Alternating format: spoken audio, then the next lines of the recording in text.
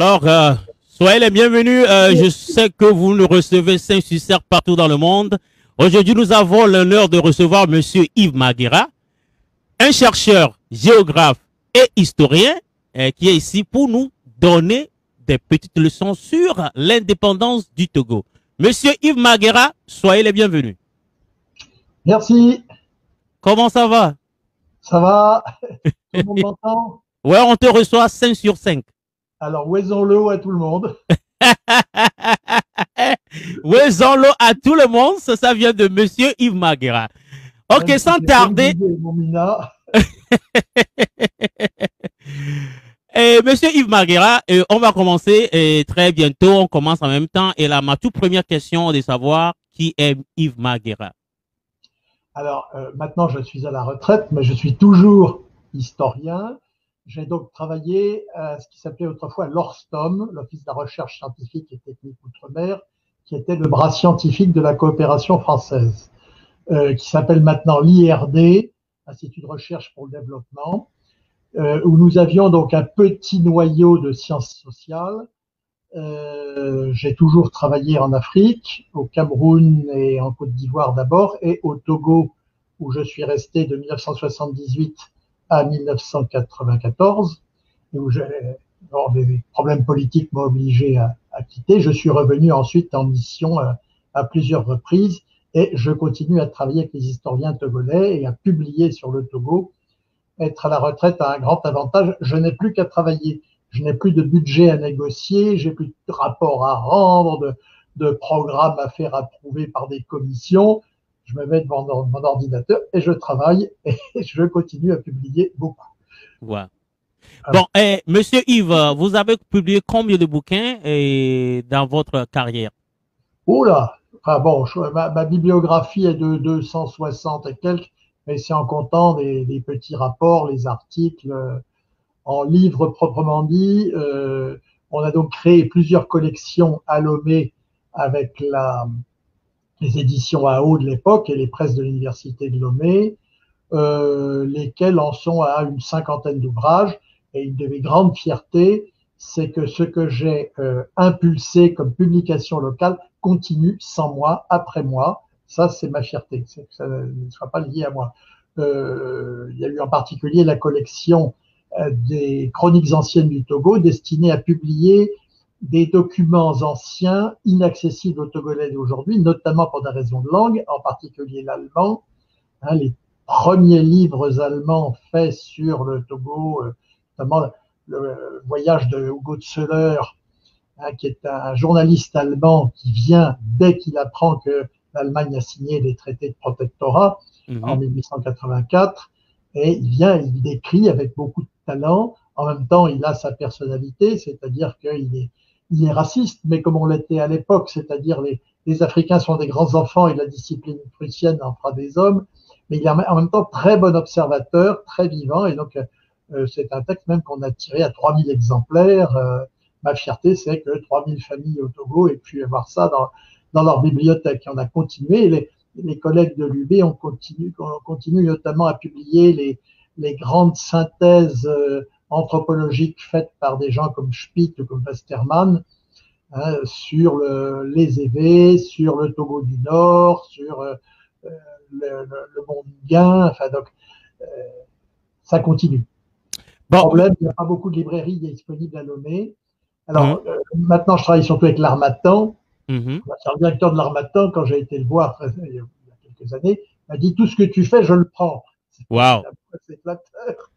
Eh ben, il n'a pas été mal servi, puisqu'il y a donc les 4 volumes de Si le même était compté, c'est-à-dire des émissions de radio qu'on a faites entre 1987 et 91. C'était tous les jours, 10-15 minutes tous les jours. Enfin, on enregistrait en bloc et après la radio découpée en tranches.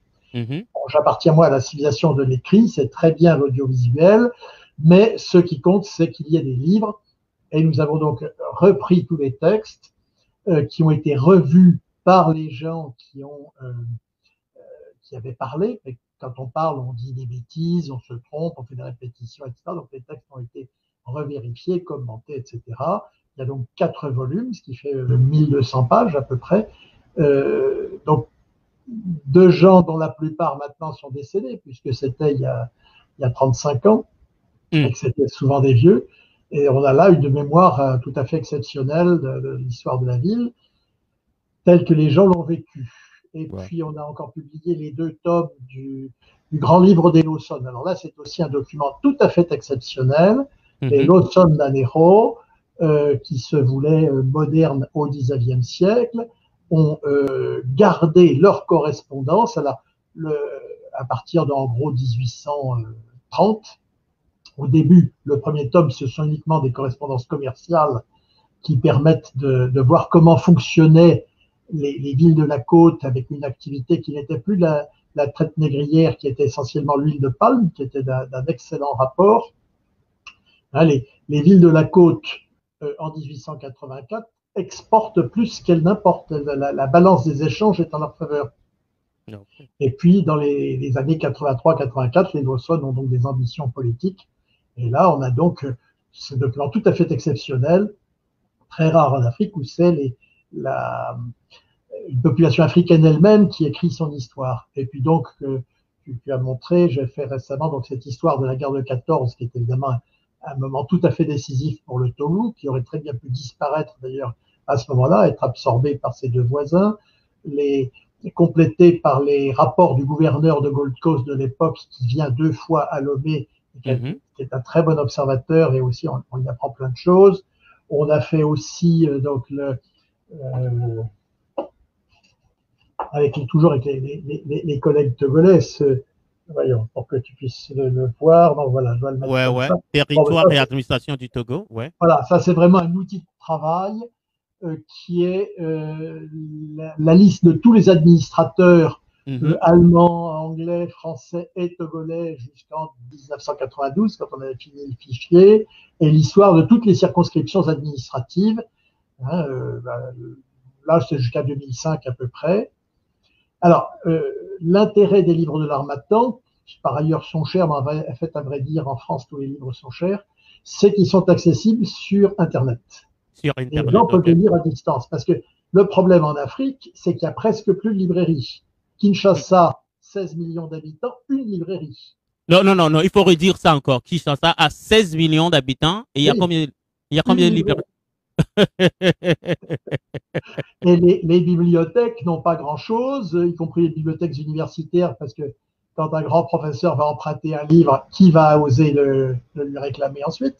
Un livre pour 3000 étudiants, ça va pas très loin.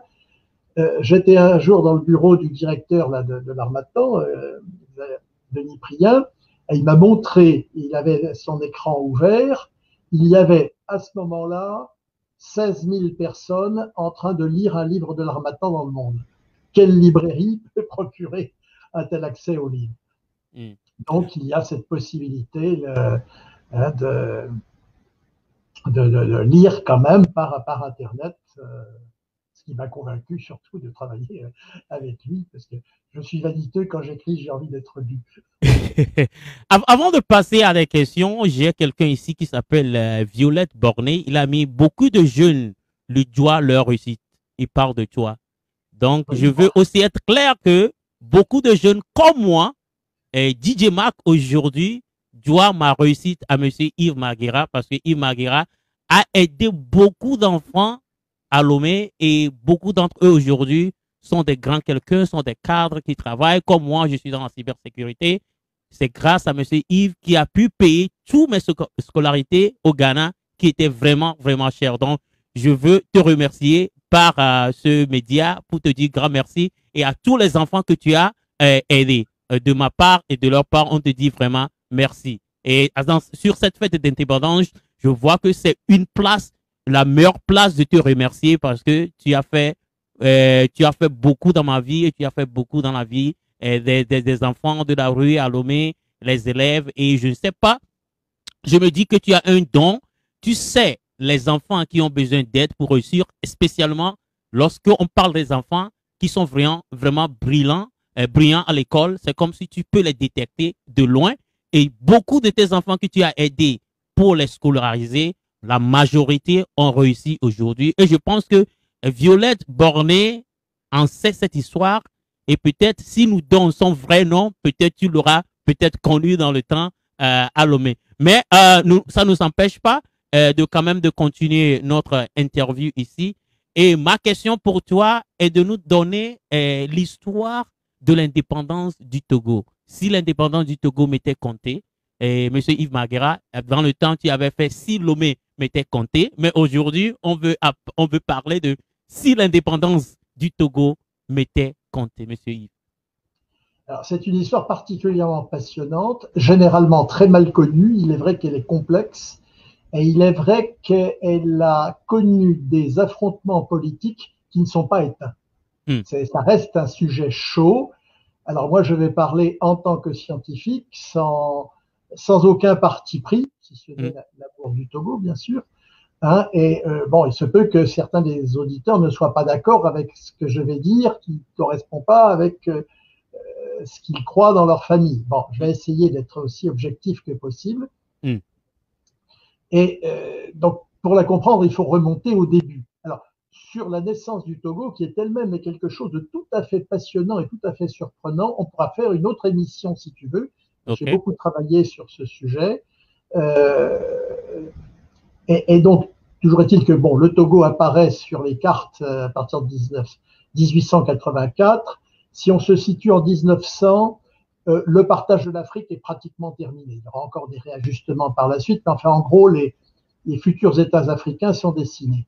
Comment se présente le Togo à l'époque? C'est une longue bande, 600-650 km du nord au sud, une centaine de kilomètres d'est en ouest, 45 sur la côte. Ça veut dire que les Togolais, qui ont pris à ce moment-là ce nom, hein, le Togo à partir de 1900 et non plus Togoland, ils ont un œil sur ce qui se passe à côté. Ils sont sous une domination allemande qui est très brutale, hein, très énergique. Au sud, il y a eu peu de violences sanglantes. Au nord, il y en a eu. Hein, les peuples belliqueux du nord, les Kabyles, les Konkomba, ont dû subir des répressions brutales, sanglantes. C'est une colonisation énergique et logique, c'est-à-dire on n'est pas là pour faire le bien des gens, on est là pour le bien du colonisateur. Il faut bien voir, toute colonisation est faite pour l'avantage du colonisateur, même s'il y a des retombées positives pour le coloniser, qui peuvent être importantes quelquefois. Le problème, la colonisation, c'est aussi amener la civilisation. La civilisation, il n'y en a qu'une, la mienne, celle de moi, colonisateur. Oui, mais quand l'indigène peut vous dire, oui, mais à 50 km, vous dites que c'est comme ça l'idéal, mais à 50 km à droite ou à 50 km à gauche, les autres blancs, ils font autrement. Alors, où est la vérité? C'est très mauvais pour s'imposer aux colonisés. Toujours est-il que actuellement, les Togolais continuent à vénérer l'Allemagne. C'est un problème historique que j'essaye de creuser, parce que, ayant travaillé sur la guerre de 14, ce que j'ai montré, c'est que si la guerre ne dure que 3 semaines, il y a 2 raisons. D'une part, les Allemands se sont très mal défendus. Vraiment, ils ont été lamentables sur ce plan-là. Et que d'autre part, les Togolais les ont laissés tomber, voire les ont trahis en passant à l'ennemi tout de suite. L'envahisseur est traité de libérateur. Par exemple, à Lomé, c'est quelques jours après l'arrivée des Anglais que les gens de Lomé vont se mettre à leur service, hein, pour continuer la guerre contre les Allemands. Alors, c'est là où il faut reprendre le fil de l'histoire pour comprendre ce qui va se passer ensuite. En 1914, donc la guerre dure 3 semaines, hein, elle se termine fin août 1914. À ce moment-là, sur le front européen, on se bat en Belgique, les Allemands sont en train d'envahir le nord de la France, et tout le monde sait qu'une guerre moderne ne peut pas durer plus de 3 mois, à la rigueur 6 mois, parce qu'il y a des consommations de munitions qui sont absolument vertigineuses. Hein. Il est impossible que la guerre dure longtemps, avec notamment la mobilisation des hommes, de l'industrie, etc.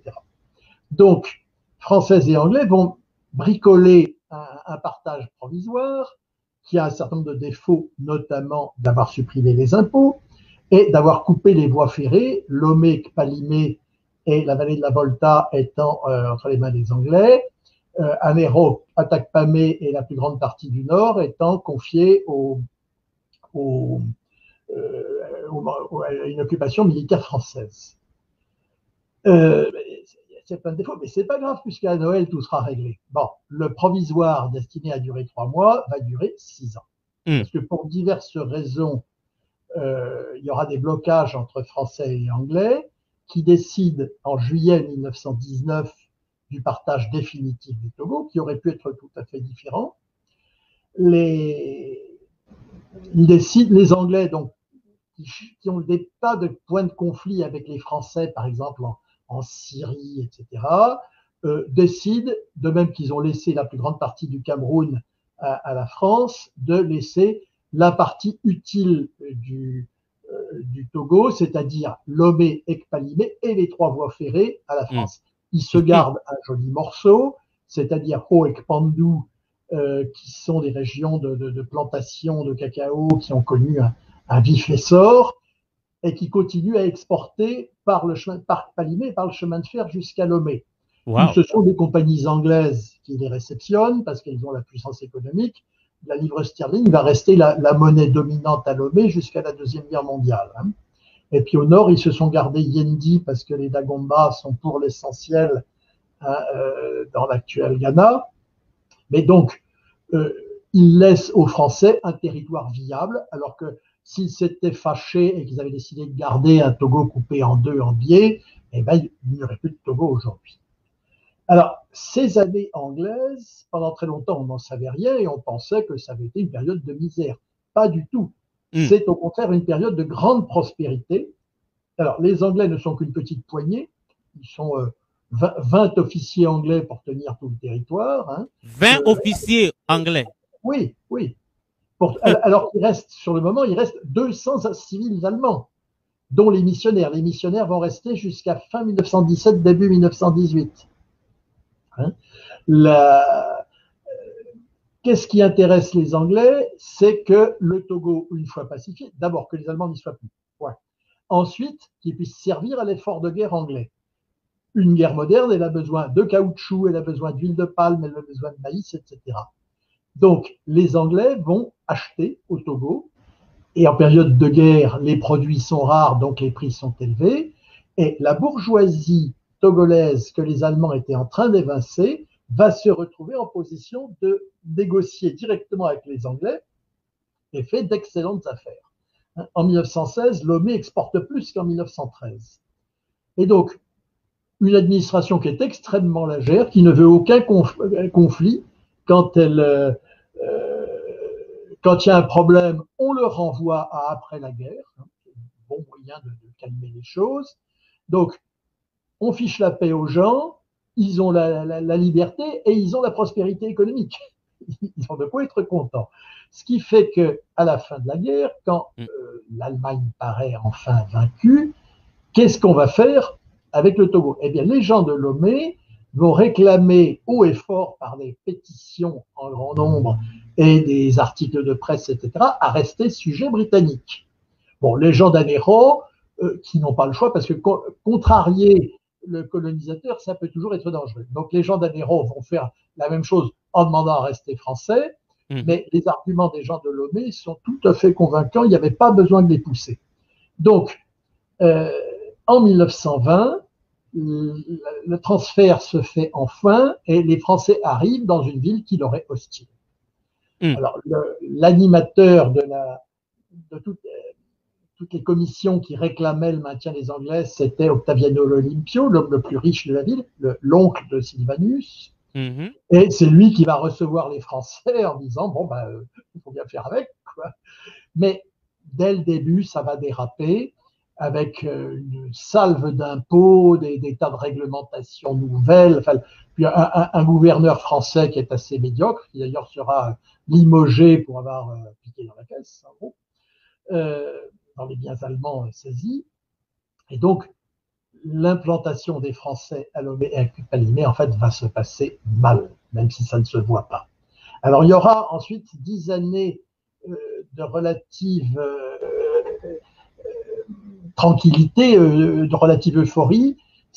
Arrive donc en janvier 1921 janvier, pardon, 22, un gouverneur très intelligent, Bonnecarrère, et qui va avoir 10 avantages tout à fait exceptionnels. Il va rester presque 10 ans, 10 années de prospérité, parce que la crise économique de 29 aux États-Unis, elle mettra du temps à arriver dans les colonies françaises, et ce sera essentiellement en 31, à partir de 31, puis 32, 33, où là, ça se passera de plus en plus mal. Et en tant que commissaire de la République sur un territoire sous mandat, il ne dépend pas de l'AOF, il dépend directement du ministère à Paris, et donc il a une très grande marge de manœuvre, notamment il fait lui-même ses droits de douane et ses impôts. Et il échappe donc aux douanes de l'AOF, et son but, c'est de s'allier avec cette bourgeoisie côtière, commerçante, qui a créé Lomé et qui va animer Lomé, et de favoriser ses affaires. Et pour ça, il va baisser au maximum ses droits de douane au détriment du Dahomey. Et le Dahomey pousse des hurlements en disant c'est du vol organisé, de la trahison des intérêts nationaux. Enfin, il faut voir le ton des correspondances entre chers gouverneurs. Bon, là, au bout de 10 ans, Bonnecarrère s'en va. Il est nommé au Cameroun, ce qui est une belle promotion.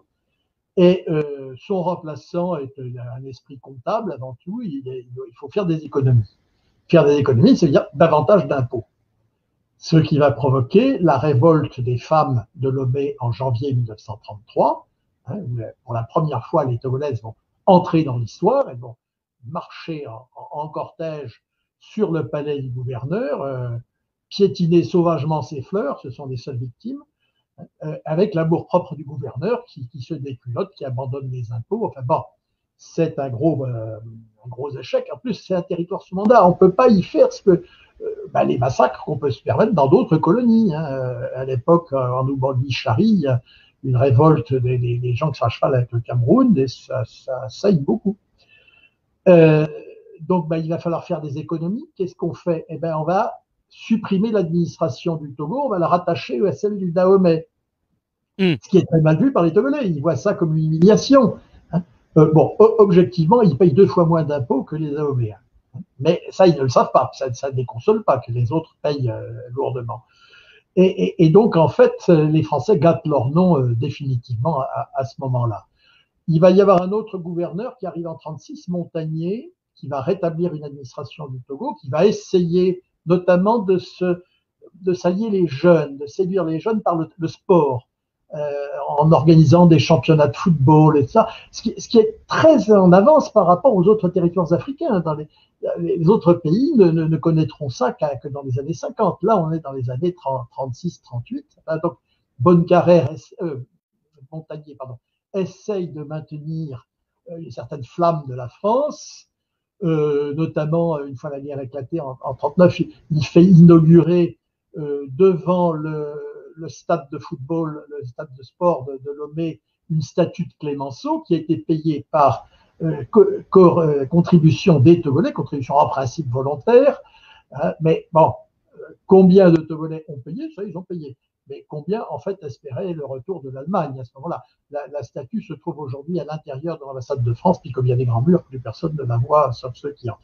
Alors, arrive la guerre, Montagnier essaye de limiter les dégâts, puisque la France vaincue est fâchée avec l'Angleterre, proclame le blocus des colonies anglaises, ce qui est une absurdité, puisque la Gold Coast à côté, l'actuel Ghana, est un territoire richissime qui produit les 2 tiers du cacao mondial, qui produit de l'or, qui produit de la bauxite, qui produit du bois, qui n'a aucune restriction, ni politique ni économique, alors que le Togo va chercher son essence, ses médicaments, ses outils en Gold Coast, dont la frontière est fermée par les Français, théoriquement.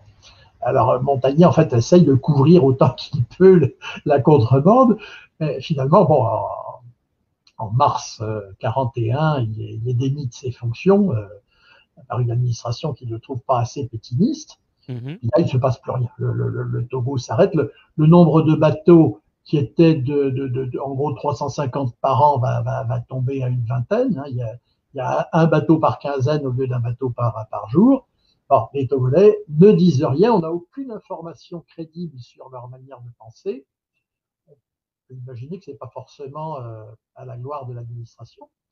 Et puis, en 1943, l'AOF va rejoindre la France libre, mais bon, c'est long et compliqué tout ça, et arrive fin 43 et surtout en 44, Jean Noutari, gouverneur gaulliste, qui a un objectif, il faut que la France soit une grande puissance, elle a besoin de toutes les ressources de ses colonies, et il va, comme dans toute l'Afrique, imposer l'effort de guerre.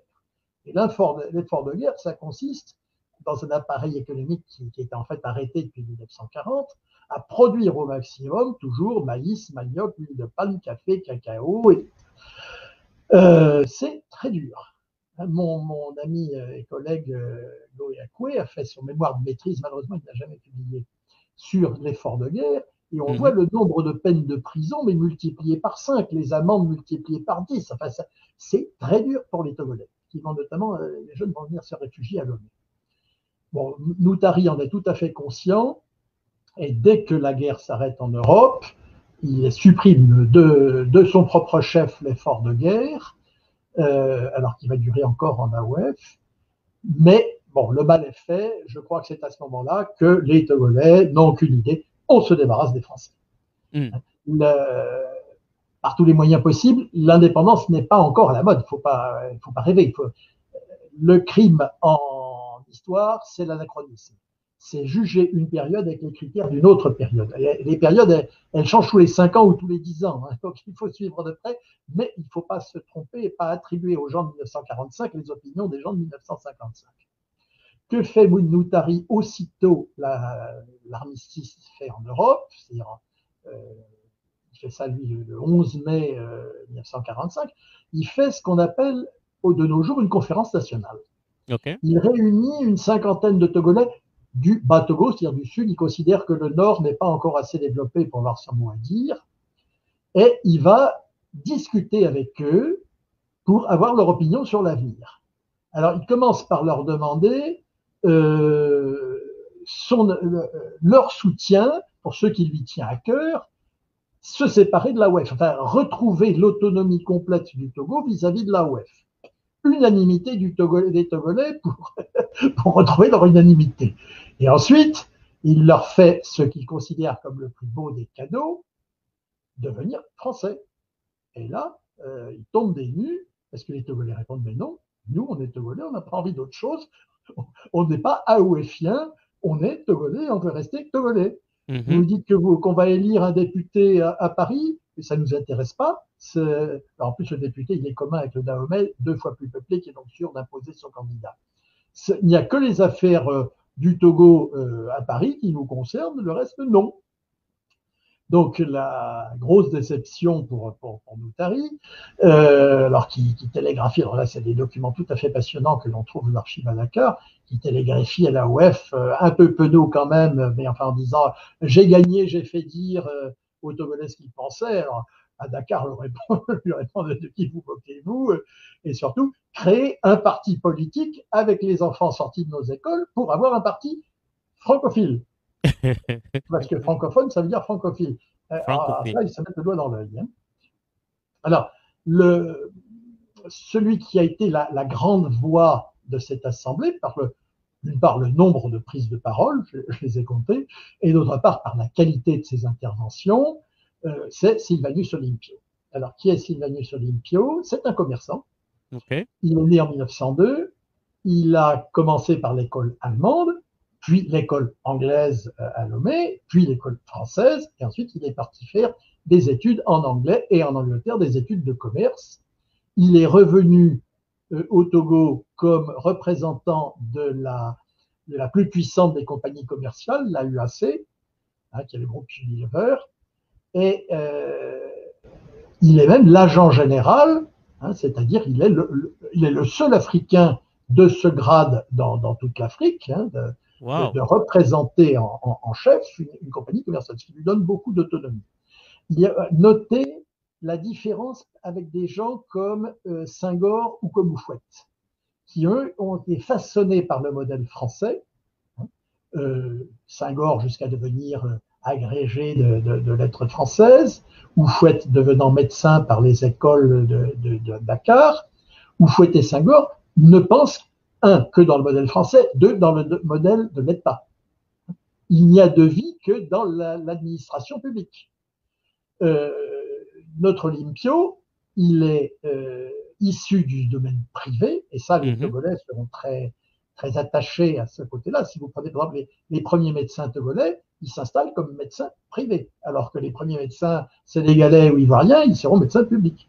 Et puis, d'autre part, il ne pense pas dans le modèle français. Il n'a pas comme espoir de devenir député à Paris, ministre à Paris. Hein. Il conçoit très vite l'autonomie, et en ça, il est représentatif des Togolais. Alors, c'est un homme supérieurement intelligent. Quand on regarde ses prises de parole, hein, on voit qu'il a une hauteur de vue qui dépasse vraiment la moyenne. Le problème